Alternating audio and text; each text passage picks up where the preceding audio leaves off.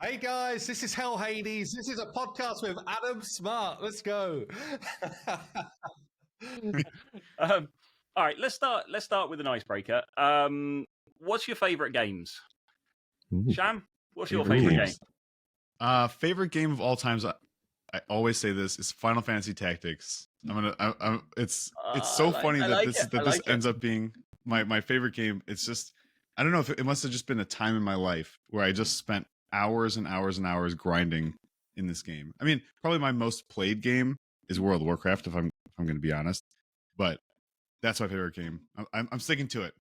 I'll pass it to Dan. You never right. I've just got back from San Francisco, and on the plane, I'm not lying, I actually got Final Fantasy Tactics downloaded on the iPad. Nice. You can buy it as like a premium game. Oh on the shit! iPad. Really? And I gave it a good go. Man after my own heart. That's what I'm talking about, man. It's such a wait. Hold on. War of the Lion or the OG with like the bad Lion. War of the Lion. Okay. Yeah. The original one with the bad translations. I love it. I just like there's something about like the turn of phrases that I'm like, oh, that's what it sounds like when we're saying something or translating something. So it's like they used Google so Translate back in the day. Exactly. All right, Simon. Yeah, so I'm going to give you a little bit of a journey of my games. So, like early on, Settlers 2, fantastic game. XCOM, love that type of vibe. Yeah. My first online competitive game moved me in a different direction, and that was a game called Raven Shield. It was a Rainbow Six game, FPS. Absolutely loved that game. Played it for like hundreds of hours. And then I kind of got sucked into MMOs. Star Wars Galaxies, World of Warcraft for years. And I've kind of like bounced between RPG and MMO and FPS with my friends, like different friend groups, which both play the two. So, you know, I'm one stage I'm playing like Counter-Strike. Next stage is like come and raid on WoW, and yeah, that's you still playing like those shooters though. You still hitting the. My eyes are not what they used to be. My reflexes are just kind of like I still feel like I could play them, and then I look at my rank and it's nowhere near what it used to be. So now I play games like Raid Shadow Legends. I actually really like Teamfight Tactics as one of my favorite games at the moment. But yeah, it's more like set it up and let it play thinking games rather than can my reflexes actually do anything games. Yeah, more strategy rather than reactions. Yeah. Yeah. Very similar. It's funny because I feel like my 3D react like I think you're right for that, but I feel like for like Smash Brothers and for like roguelikes like a Hades or something like that, I feel like I still got this. I still got it. I'm still like come on, any Nintendo game though is I feel like in your mind, Sham, absolutely you've still got it, and then just go up against the teenager dude, and then tell me you've still got it. Right. What's really sad for me Smash, though? I played recently. What's really sad for me, like playing games like Valorant now. I know I'm in a good position, right? I know because tactically I'm strong. And I've got my headshot lined up. Someone walks around the corner. I'm ready. I'm pulling the trigger. And within the moment of me pulling the trigger, they've already whipped round, shot me in the face, and then they carry on. And I'm like, how? How is that a thing? So, yeah, it's frustrating. Yeah. Dan. Yeah, so, I mean, it's pretty easy for me. One game, World of Warcraft. My favorite game ever. Still to date, the only game outside of Raid Shadow Legends and obviously the games that we're developing that I really play.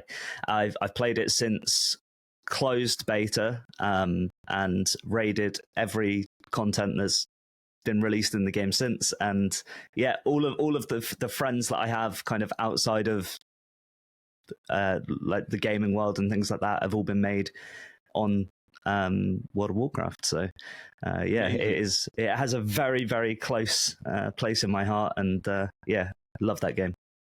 Amazing. And you mentioned Raid Shadow Legends, and I guess there is kind of a synergy there and a passion, I guess. Do you want to start? So like there's two halves to this story, I guess. The first half is HH Gaming, and then we'll kind of meander along onto Fateless afterwards. But if we start with HH Gaming, And do you want to just start by explaining how it started, basically, what it is and how it started? Well, so I remember it so well. So I was actually on holiday with my family. So it was actually my family and kids, and then my sister and my mum, and you know, basically kids from them as well. It was like about 10 of us went away. And I remember sitting around this pool and saying, when playing this game, this mobile game, Raid Shadow Legends, I might start doing some YouTube videos on it. But I don't think I've really got the personality to pull it off. So anyway, next week, I was like, right, I'm going to do this. I wrote out, not even joking, like 2 sides of A4. I had my mic, I had no camera or anything. I was like, right, I'm just going to record this video about this game that I'm passionate about. And it was one of the scariest things I've ever done, recording my first video. Even though I've been like a sales director, I've stood up in front of hundreds of people, delivering conferences, reading out these notes about this game into a mic with no camera on was like one of the scariest things I've ever done. Anyway, put out my first video, did really well. And then I started to do a video per day whilst in like the off time of working, to a point where 3 months later, I was like, damn, I've got to make a decision. I can't keep basically doing 2 jobs and, you know, going to sleep at 2 a.m. trying to record these videos and getting it done. And then, you know, giving 100% to my actual job as well. So I had to make a decision. Shall I just go for this full-time content creator or pack it in? And I thought, yeah, so I was able to sort of turn this into a full-time career and start to stream, started to put out videos on a daily basis, building a great sized community for an early content creator. And I guess at that point, Dan stepped in and we formed HH Gaming. And maybe Dan, do you want to give a bit of absolutely. Dan, how did you get brought into this? Yeah, so I mean, as I said before, so I've basically been an avid gamer my entire life. I've always played games, mainly online games, things like World of Warcraft and stuff like that. My career-wise, I've worked in digital marketing, really, I guess you could say since the age of 11. So I started building websites when I was 11, and started doing it almost professionally throughout my entire teenage years. So I would build odd websites for family members and businesses and things like that I knew, and then went on to college, where eventually learned how to I guess actually build them properly. Then went into a career of doing it professionally for companies. And I started off mainly in corporate industries, sort of offshore oil, military contracts and things like that. I was doing the online marketing and digital marketing for those companies, but eventually went and worked for a web development studio where I was head of the marketing team. During COVID lockdown, literally the first week of COVID, we all, I guess my entire team got put on furlough, but I didn't. But we had almost no marketing budgets being spent because a lot of the people we worked with were kind of smaller brands or a lot of hotels and things like that. And it all got cut. So I didn't really have a lot to do, I guess, with my day to day. And previously in the past, I played a game called Summoner's War, and absolutely loved it. And I tried to log into my Summoner's War account because I was like, well, you know, I might as well pick up a mobile phone game. Tried to log into Summoner's War and I couldn't remember my login details. But on the recommended games like Summoner's War was Raid Shadow Legends. So I was like, okay, cool, let's try this. It's got cooler graphics, looks like a similar game. Picked it up, and I guess through playing World of Warcraft, what I've always done is I have my game on my main screen and then I have a streamer on the other screen, and I'll consume content, watch guides and things like that. That's just how I enjoy consuming games. And I went on to Twitch and stumbled across Simon. And I think it was his first or second ever live stream that he'd gone live on Twitch. And it was a bit hectic. He obviously he had this, I mean, he had this incredible community that he'd already built, because I think you probably had about 40,000 subscribers at the time on YouTube. And like you'd already kind of built this audience, then really hit the ground running with your first live stream. You had hundreds and hundreds of viewers, especially in that space. Nobody else even came close to Simon in terms of viewership. So, but if you jump into that space and you've got no one kind of supporting you or moderating your chat, with hundreds of people, it gets a bit wild. And Simon literally asked in the chat, he said, oh, would anyone mind moderating for me?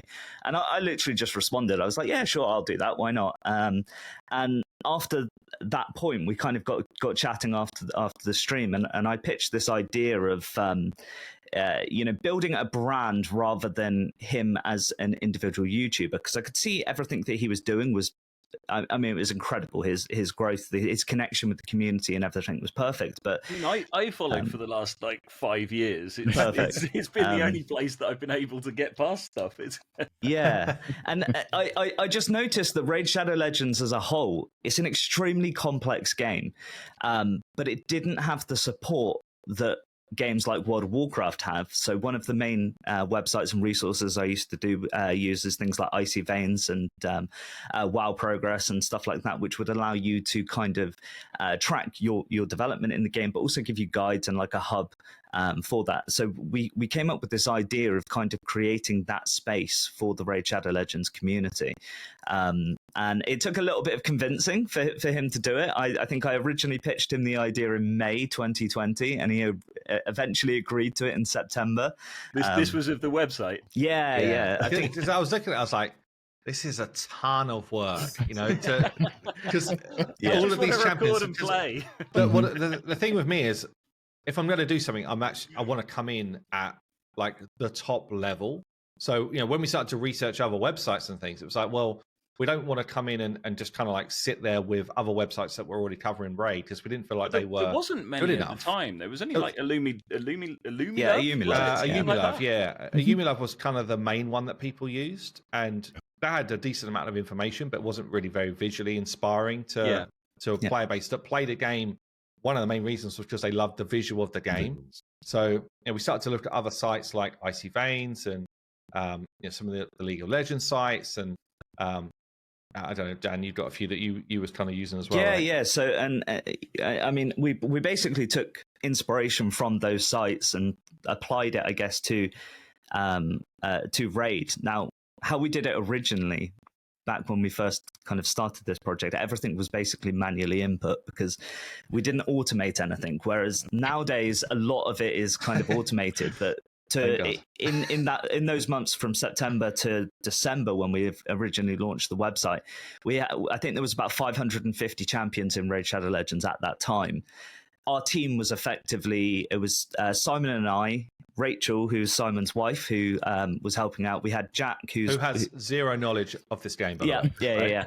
And this then is we Lady H, right? Yeah, Lady H. Yeah. And then we had two moderators who were helping us basically populate, and we were just going through every screen in the game and just writing out all of the information for all of these characters. And then while we were doing that, nightmare. It was the biggest crime, honestly. And we actually gave Lady H a whole bunch of just crap characters, and it was like, just make funny meme-like bios for this. It's so good. Like, fill your boots, like, because she didn't know how to rate anything else. So it was like, this is stuff you can do. It'll just be funny. Mm-hmm. And a few of those still exist, actually. Yeah. Harrier. I think his description for years on the website was like, looks like Harry Styles.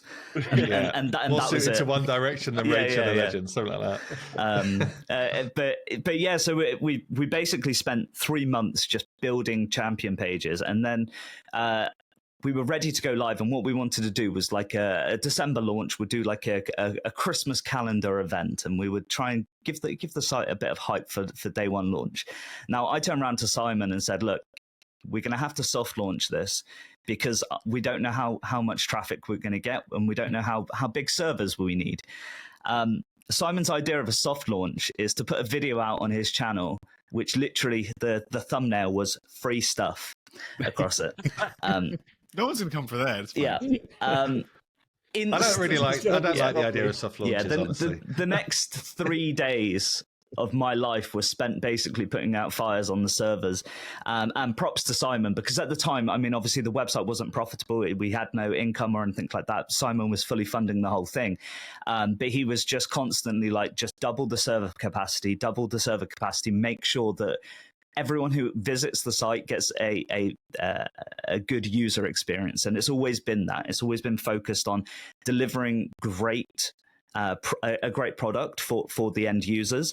And the money side of it and everything like that comes later. That's a byproduct of delivering a great service. And beautiful mentality to have. Yeah, and the first month the website was live, we got over 1 million page views. We've now built it to the point of we've got about a team of 7 full-time members of staff. We've got about 18 in total working at HH Gaming. We get just shy of 12 million page views per month. The last couple of years we've broke over $1 million in revenue, which is very nice from that side of things. But that opened up this door, I guess, with our community and the way that we'd kind of become specialists in this kind of game. That the idea came up within the community that, you know, we spend all this time making guides and stuff for other people's games and helping other people launch. You're kind of. Well, you are not kind of. You're completely trusted by the people who are looking for information from your site or from the videos, because you've given them advice before. Certainly in my case, it's the only place I've ever been, so it's kind of like, you know, I'm learning. And I think that kind of brings that confidence into place that if you are going to do something, it's going to be right and it's going to work and it's going to be something that's entertaining for the people that follow you. Even so our site has got a little bit more depth than just here's some guides for champions. We build tools to support people to basically increase their enjoyability of these games. So, you know, whether it's min-maxing builds through our dev tools that we've built, whether it's understanding actually some of the back-end mechanics of the game better through tools, like all of these things. It's like, how do we make sure that anyone who comes to the site gets a deeper experience than just, you know, here's a landing page with a rating out of 10. I mean, it's not easy to get high score in Hydra without the optimizer tool. Sorry, I mean, the optimizer's been brilliant because it's given us a product which, firstly, loads of people get behind. It kind of now sells itself, and it really does make a difference to people playing the game. You know, we have other games launch where they say, how much would it cost for you guys to build us a version of the optimizer and get your dev team to be working on that, which, you know, is a credit, I think, to what it's done. Yeah, for sure. It's like if you look at these games, they're kind of like sports, right? It's like people want to spend it's like a lifestyle sport. So lifestyle sport. They want to spend all their time doing it. So they want to have, you know, the best gear. They want to have the best tools to make them better at their stuff. It's a no-brainer, but it's one of those things that really, I don't know, I hadn't seen as much other than with, you know, really big games like World of Warcraft and stuff like that. So I think as well as that, nothing. This is the first time, or the first time that maybe someone has had something similar, I guess. But it's the first time I've come across anything like this for a mobile game as well, which has been interesting. Yeah, and I think none of the tools that we provide take away from the challenge of the game. You still need to have an understanding about, you know, playing the game. You still need to go out there and do the work. The tools are just there to support it because these games are extremely complex.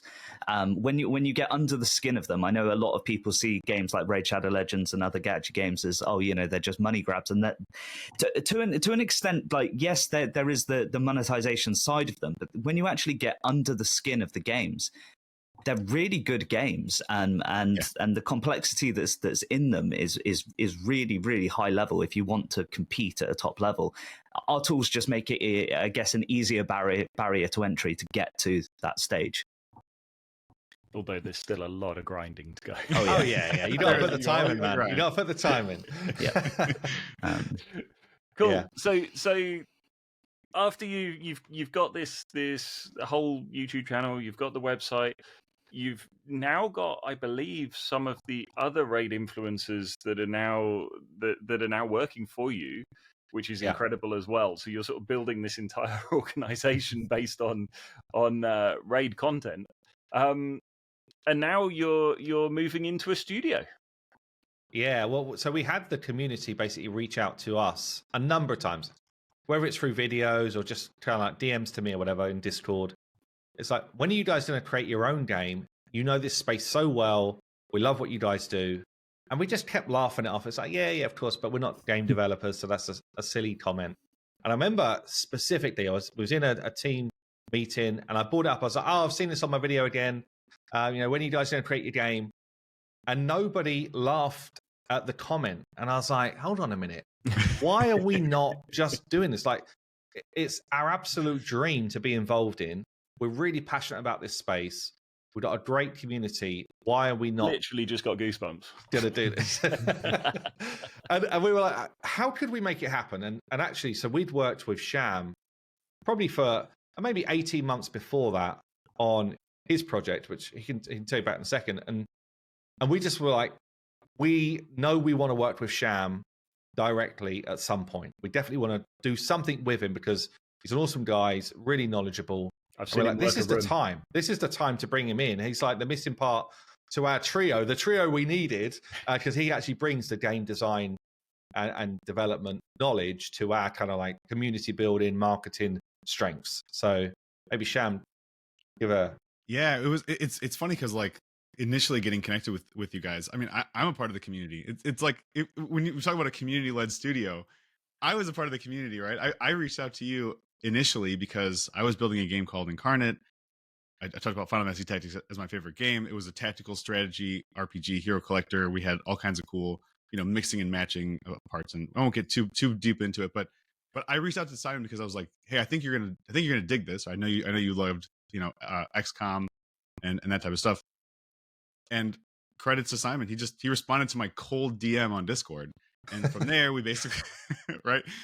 We ended up, I think, the same day. People sound surprised when Simon replies to them. I kid you not. Like within our community, if anyone messages Simon, they almost always get a response. But it is unusual. I mean, that is unusual for somebody who's. I tell you what, the only time I block people, I had one guy instantly call me on Discord. Calling me on Discord is different, right?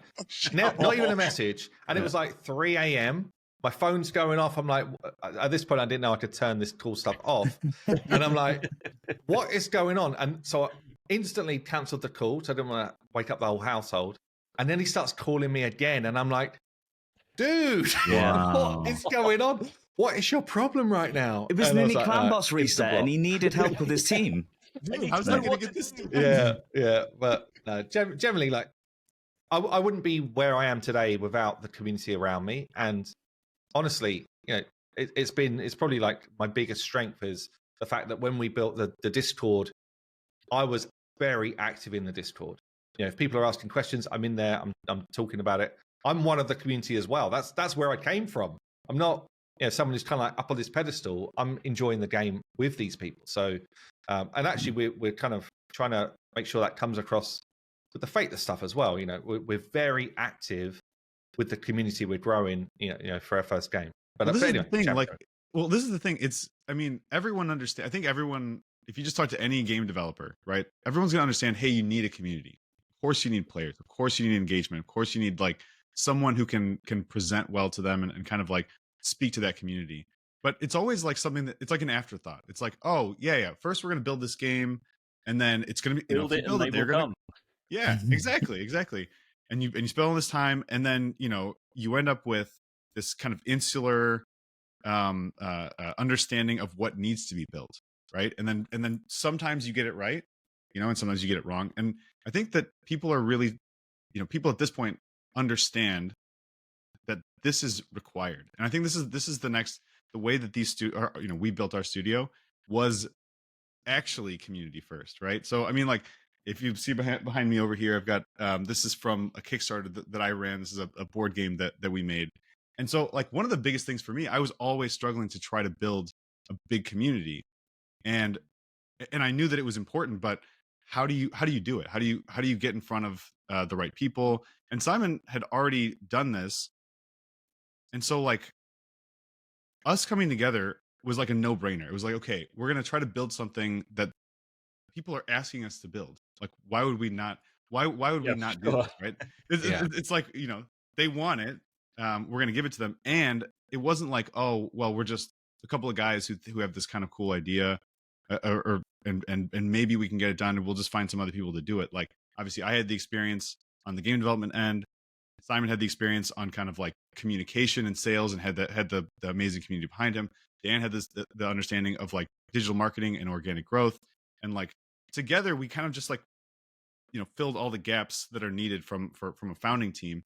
Yeah, and what we really found was that like the community aspect of initially building the studio was an important building block, a starting point, but it also is the end point.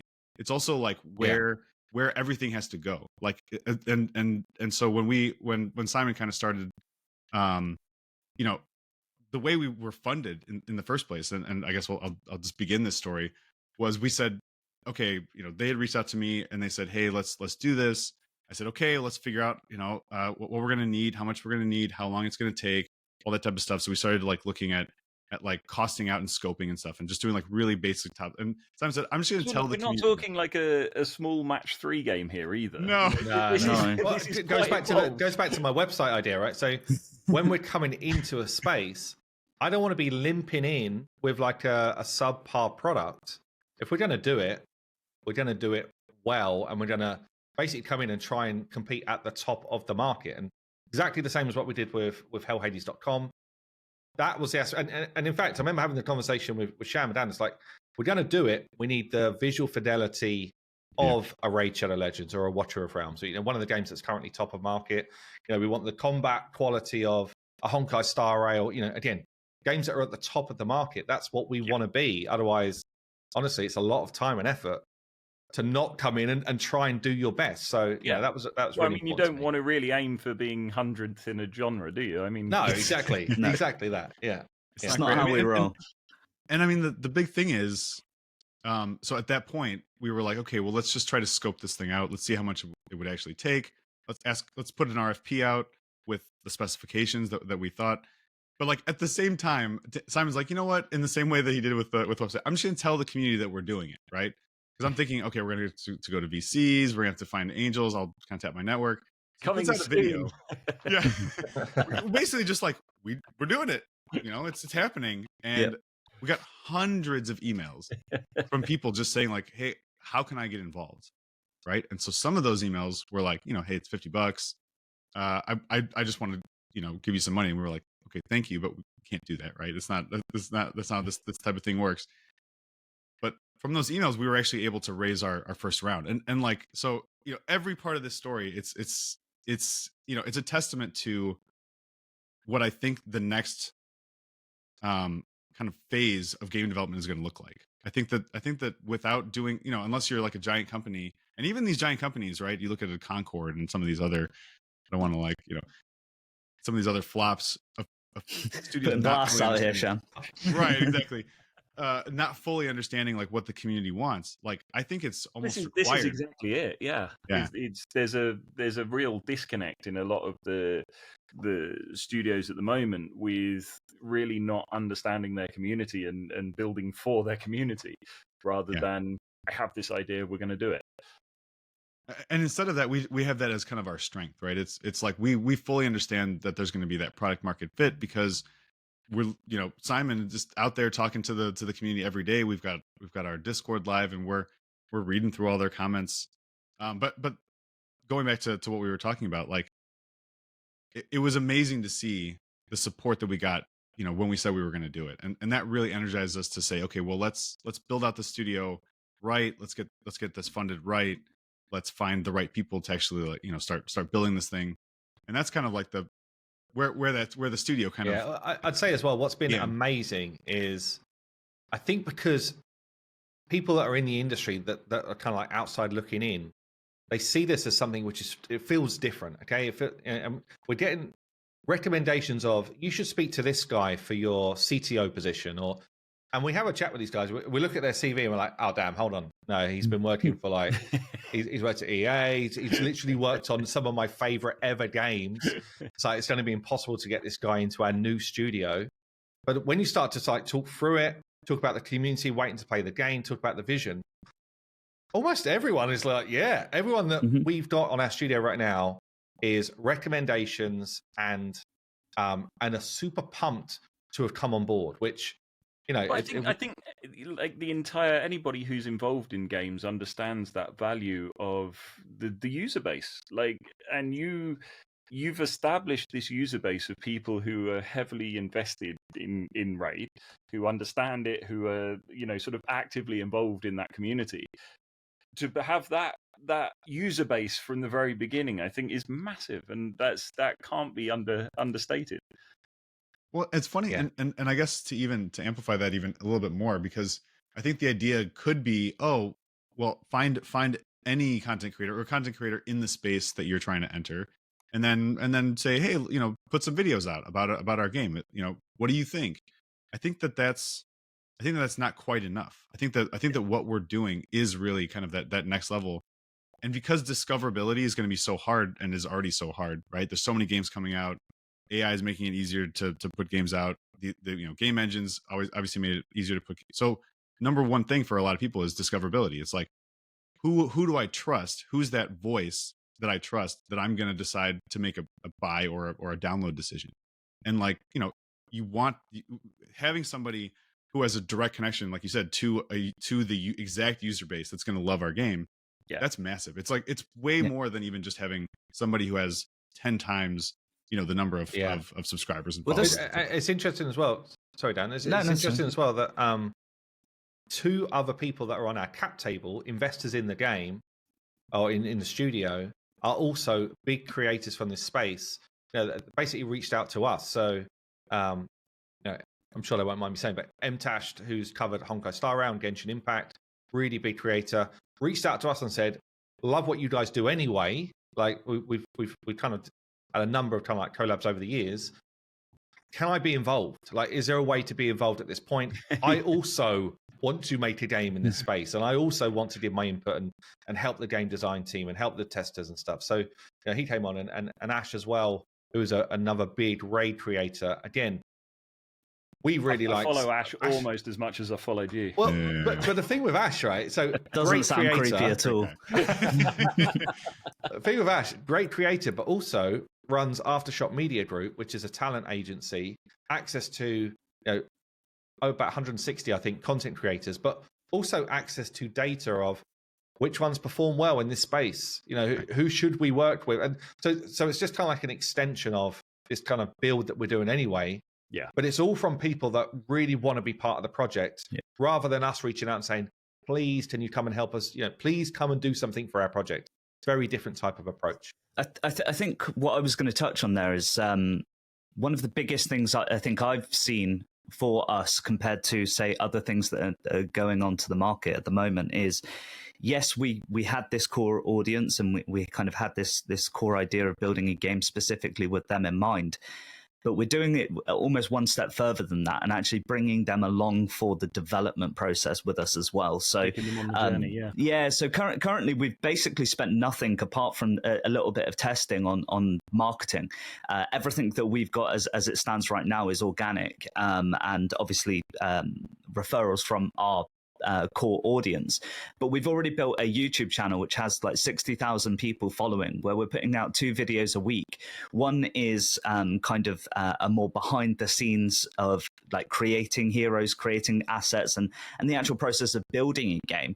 And then the other is like a development podcast where we have different people from the team on, and we're talking them through, you know, what it was that we did this week, what we've been working on, and it creates. So you're also talking to Netflix at the moment, because I mean, a real life Mythic Quest would just be phenomenal. I honestly think that we've probably got enough footage recorded to put together a really cool documentary when we go to market, and it's something that I would love to do as well. I think that would be great to show some of these behind the scenes stuff that we weren't able to share, because although Simon loves to leak into it, I mean, like, there's a lot of people who are going to be watching this who haven't gone to Pocket Gamer and all of that sort of stuff, and all of these different conferences and GDC and seen all of the work that you guys are doing behind the scenes, which I think is massive, you know, and that's a huge part of the game studio as a whole. Yeah, well, I've got to say, this is my first experience of developing a game. It's really bloody hard. Like, there's so much to it. There's so much. Obviously, we're not coming out with, like, say, a match 3. It's a detailed game. You know, hundreds of heroes in our game, and it's all of the designing. It's the 2D into 3D, all of that sign off, animations, VFX. Like there's so much involved, and it's amazing to be a part of it. But damn, it is a lot. There's a lot going on. It's it's so funny. It's one of those things where you look at a game. Let's just look at Raid or Final Fantasy or a game like that where it's like, oh, there's just characters on one side, characters on the other side. Yeah, that should be pretty simple, right? But like you said, it's like you're making an interactive movie. Like that's and then instead of having people that you hire, you have to like make the characters so they can move around and do stuff, which sounds like, okay, well, but people do that all the time, no problem.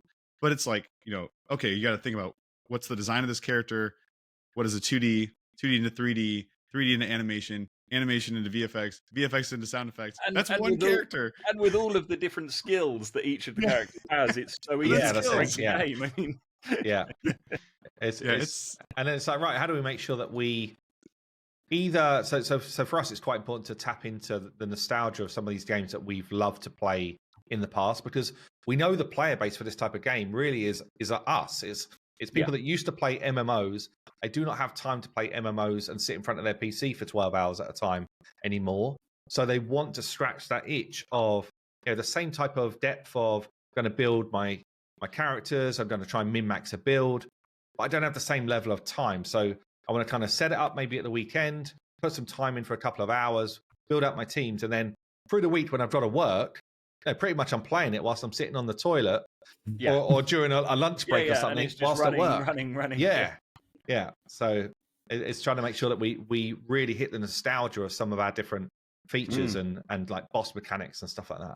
So here's a question: with the community that you built and the community-driven approach to creating the game, where do you draw the line between giving the community everything that they're asking for, even if it may not actually make a good game, or because for me, part of the fun of Raid and I guess the longevity of it is the fact that it feels like the community against Polarium. It's like this kind of love to hate it. I think there's a number of things. There's a number of things where people think they want something, but then they actually it makes no sense to do it. So and the thing is, our experience goes beyond just playing Raid Shadow Legends. Like we've played literally every game in this genre and in a ton of other genres, right? So we're taking experiences from a number of different areas of both really successful games, games which were not successful, and some in the middle. And it's like, right, what did and what did not work, and why? So you take acquisition of heroes. People think, oh, I just want to get all the legendaries really quick because that's fun. No, you don't. No, it's really boring. We've seen it. We've seen people do it where you get basically all of the characters straight away, and it's like, well, I've now got nothing to aspire to have or to be, and everything's very easy to beat because I've got all the strength. So, we're not suddenly going to change that because community say we think it's the right thing to do. It takes years within like Raid to be able to get a specific character that you've been after from the very beginning. It takes forever, and I think that's a good thing that it feels great when you get it, right? Exactly. It kind of makes your day. Yeah. But also it feels great when you beat the tough content without it. Yeah. Right. So you get this kind of that's true. I feel good about myself because I don't have all of these the best shiny toys that are available, but still with some knowledge and skill and strength of mind and whatever, I was able to do it. And that's a good feeling as well. So we want to make sure that we lock that in. Yeah. I think as well as that, one of the main differentiators, I guess, for something that we're trying to aspire to is just having respect for the time that people spend in game, because a lot of these games, they're bloated to the point where you have to almost put 12 hours into them just to achieve your daily tasks right before the reset then hits again. So you wake up, and from that moment you wake up, you have to play till midnight, otherwise you're not min-maxing. So I guess it's providing opportunities for people to play the game around their lifestyle, but not kind of handicapping people who aren't necessarily able to play 12 hours a day. And by the way, Adam, you kind of identified that. You said that you like to restart making a bunch of new accounts, and you actually enjoy the beginning. I think it's kind of like a core human need to progress to and that's why I think we're kind of tapping into that, and a lot of people really enjoy that. People call it grind. What is grind? Grind is playing the game, right? Yeah. So but like, it's also much kinder to you early on in the game. The first couple of weeks of the game, you get almost unlimited resources. You're able to just play. You're able to go straight through the whole entire campaign mode, and it's just sort of, I can win this. It's like there's no huge struggle. You're progressing, you're growing, right? Yeah. Whereas like as you get to like towards end game in these games, and really this is required. This is like a part of the core nature of these games. It's harder and harder to get those upgrades, right? It's harder to get a new champion. It's harder to get an upgrade to your gear.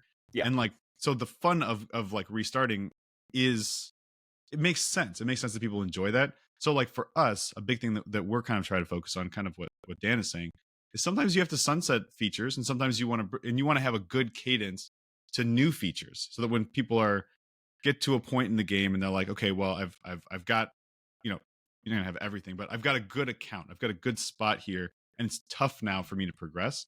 That should be the point where we have a new progression, a new thing that people should be chasing after. But we don't make it into like a chore. Potentially counteracts the direction of the community, though. So how do you kind of appease the community whilst bringing in these other changes, which you need in order to keep the game running?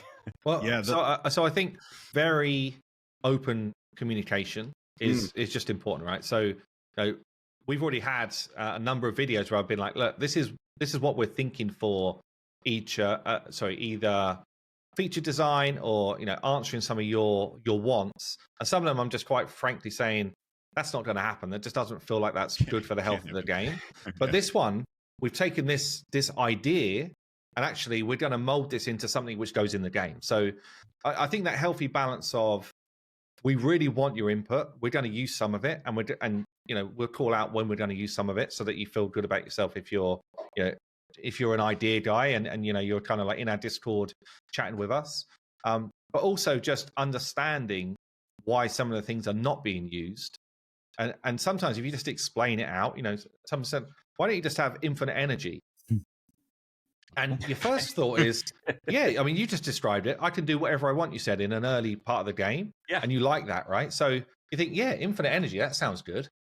Then it's like, well, hold on a minute. What about the guy that can't play 24 hours a day? Yeah. And also that feeling like I'm doing this challenge right now with my community for a new account, and I'm trying to push as far as I can on this new account without spending any money, right? So you think, okay, that sounds cool. Well, I wake up, I'm up until like 2 a.m. making sure I use all of my energy so that I'm min-maxing my stuff. I'm getting minimal sleep. Imagine if I had infinite energy. I don't know if I'd ever sleep. I'd just be like, I'm still grinding. I want to show how good I can do this stuff. Like, it's actually unhealthy. You'd also probably end up burning yourself out and not wanting to play. Exactly. Right. So that we just have to find those kind of like economy balances which feel good. And if you are someone who wants to play a lot and you've got the time to, well, let's make sure we've got game modes that enable that. And that's something to note. What you're basically saying here is that there are different personas. There are different people and different player types. Like saying the community. I mean, the community is a lot of different types of players. Some players are cowboys and they want to win at any cost, and some players want to do it like they want to play free, and they want to make sure that's what they find pride in playing free. We need to make sure that we have a way for each of those players, each of those personas, to enjoy the game, right? But not to like, to baby them and give them everything that they want, because it's actually not good for the game. But that transparency and that communication, that's going to be the key for us to have like, a good relationship with the community, because it shouldn't be like the community versus Fateless. I don't think that's healthy. It should be the community versus the game, right? Yeah. And like wait till the first nerf you make. Oh yeah, it will 100% happen. But, there are examples, and they are rare, but there are examples where there is this great connection between the community and the developer.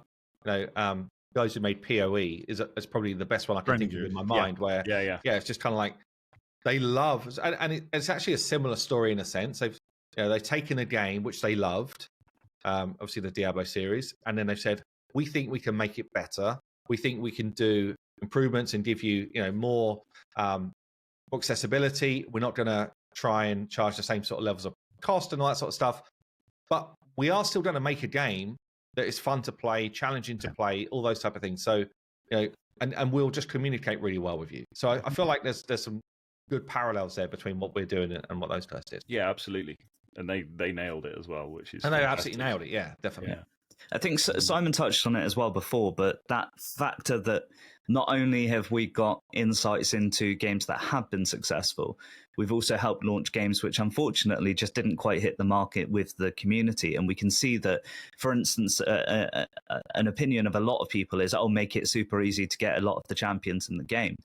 And, that sounds great on the surface level, but 2 weeks into it, if you've got every character that you could possibly get in the game in your collection, there's almost no reason to play the game anymore. And that's actually one of the reasons that we wanted to launch with so many characters, because we're going for 200 plus, which a lot of these games that come to market, they've got less than 100.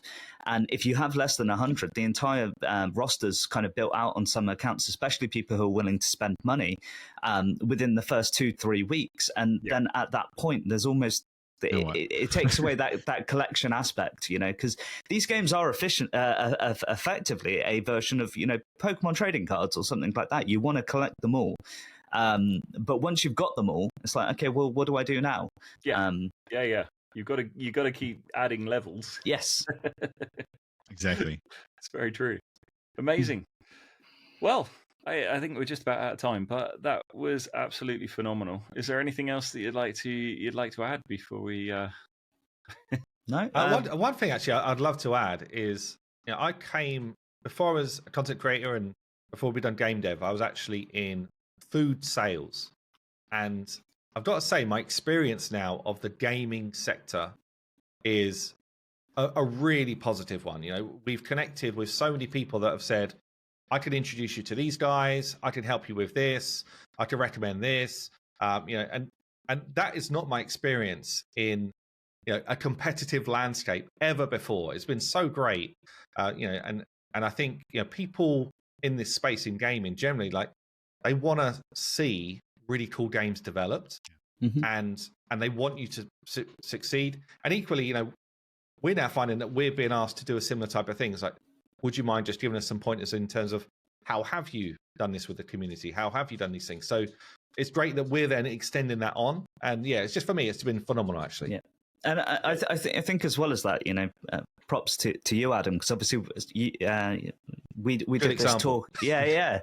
But we did the talk at Pocket Gamer. I wasn't angling for that. No, but like, if any of our community, if any of our community right now are watching this podcast and you haven't already hit that subscribe button to Adam's channel, make sure that you do subscribe, because Adam is just been so supportive of us, and the insights that you've given us to help us along the way in terms of our joining the world of game development and things like that has been incredible. So if anyone's here and they haven't already hit subscribe, make sure that you do.